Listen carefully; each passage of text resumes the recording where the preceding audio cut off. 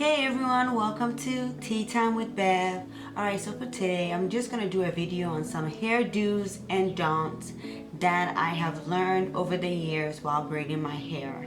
Now as you can see, I did get a crochet braids, and this time I was single twist, and I am really enjoying this as a protective style. I've had it in for a few weeks now, and so let's go ahead and get started in this video. So for number one, the main thing that I wanted to go over is that a lot of people have this idea that braiding their hair will grow their hair.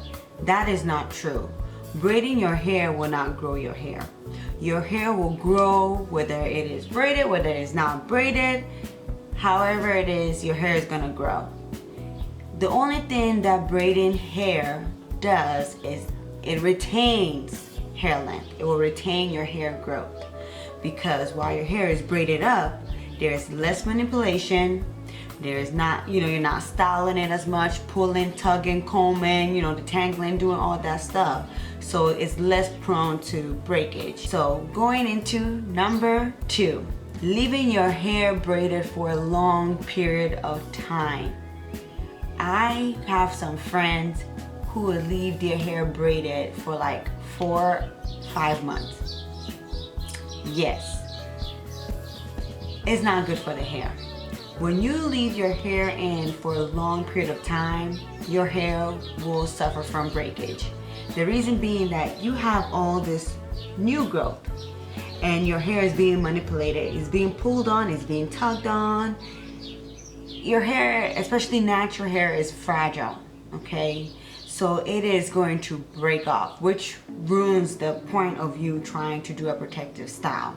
So I would say that the best time to leave your hair in is for up to 6 weeks. However, if you want to push for 2 months, 3 months, you can get away with that. But I would not go more than 3 months. I wouldn't even go more than 2 months. That's just too much for the hair. It's gonna be dirty, and some people are like, oh, I can just wash it. Yeah, you can wash it, but washing your hair when it's braided up versus when it's not braided, which one do you think is gonna be more cleaner? Because I think that the dirt will your hair will be refreshed, don't get me wrong, but the dirt will still be locked into your hair. So you want to take care of your hair still. Don't just use that protective style as a way to escape from taking care of your own hair. So think about that. Number 3, communicate with your hairstylist, as in whoever is braiding your hair. A lot of hairstylists will braid the hair super tight. That is not good.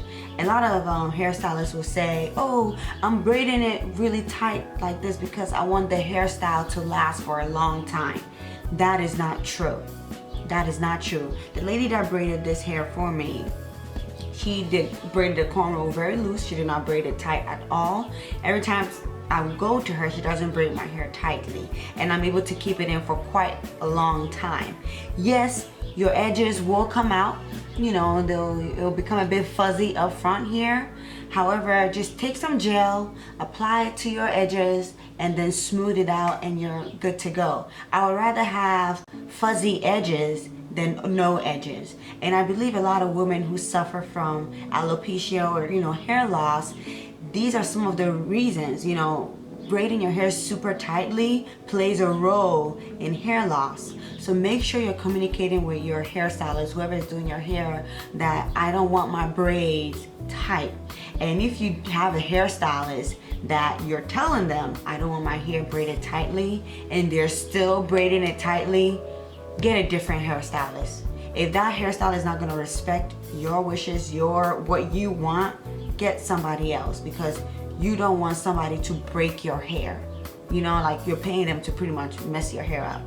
That's not right. And then number 4, getting braids super, super tiny. Like, I know women who have gotten braids, even I've got braids that were super small. And I'm telling you, when I went to take them out, my hair was literally falling out. Literally. don't get your hair braided small.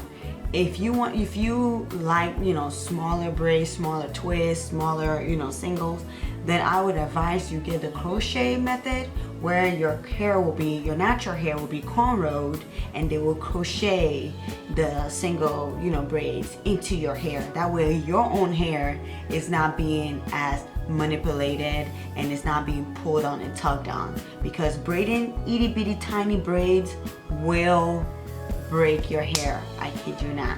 If you're gonna braid a braid, make sure that you're braiding a big where they're taking more of your hair and braiding it up instead of like little sections of your hair.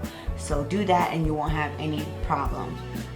Last thing that I want to go over, number 5, is that if your hair is dry, sometimes you get dry, your scalp becomes very dry and it gets all itchy, I would advise you use castor oil, jojoba oil, or almond oil to oil your scalp. That helps a lot, and it also promotes hair growth. You can even go further and add some essential oils like rosemary, eucalyptus, tea tree.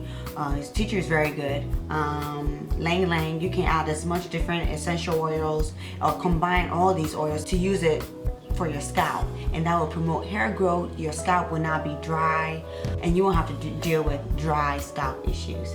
So these are all the things that I wanted to go over with you. If you have any hair do's or don'ts that you have learned over the years, please leave it down in the comment section below. And also, if you have any questions or comments, please leave it down below and I'll do my best to answer your questions. Thank you to all my subscribers who have been watching my videos.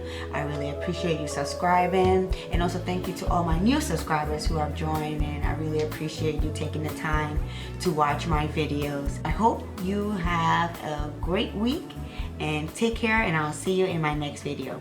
Bye.